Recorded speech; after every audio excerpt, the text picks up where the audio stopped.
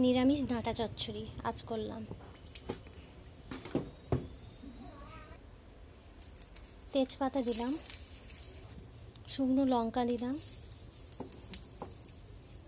আর দিলাম ফোড়ন। লাল হয়ে গেলে সবজিগুলো দিয়ে দেব, আর দুটো চিড়ে রাখা কাঁচা লঙ্কা দিয়ে দিলাম। লাল হয়ে গেলে সবজিটাকে ঢেলে দেব।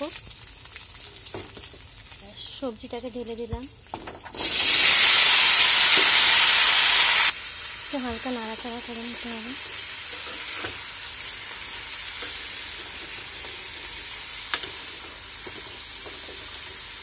এই ডাঁটা চচ্চড়ি আমার দিদিমার হাতে খুব ভালো লাগে খেতে। আমার দিদিমা খুব সুন্দর করে ডাঁটা চচ্চড়ি বানায়।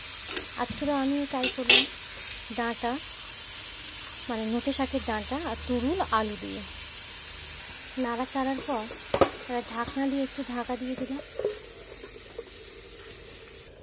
5 মিনিট পর খুললাম, খুলে দেখলাম কতটা সেদ্ধ হয়েছে।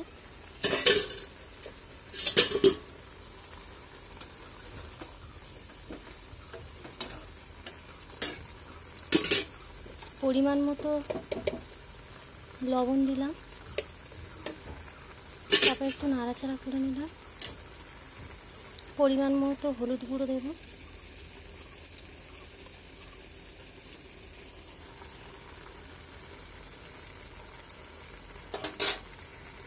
সামান্য পরিমাণে লঙ্কার গুঁড়ো দেব,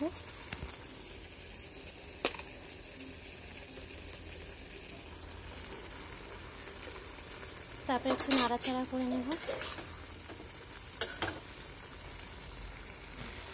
সামান্য পরিমাণে জল দেব, এই জল নিয়েছি। এবার একটু নাড়াচাড়া করে ঢাকনা দিয়ে দেবো।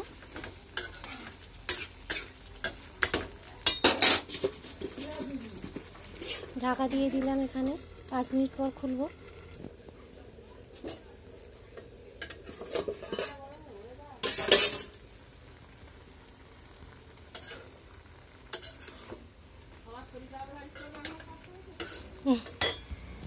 ব্যাস, চচ্চড়ি কমপ্লিট। খেতেও অসাধারণ লাগে।